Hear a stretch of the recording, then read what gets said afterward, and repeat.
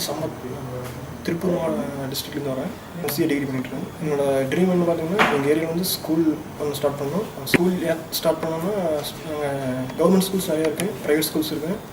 Government schools பார்த்திங்கன்னா எல்லாமே education சரியில்லைன்னு சொல்லி நான் ப்ரைவேட் ஸ்கூல் போயிட்டுருக்காங்க. ப்ரைவேட் ஸ்கூலில் பார்த்திங்கன்னா சில ஸ்கூலில் எஜுகேஷன் நல்லா இருக்குது, ஆனால் அங்கே வந்து ஸ்டூடெண்ட்ஸ் ரொம்ப டார்ச்சர் பண்ணுறாங்க.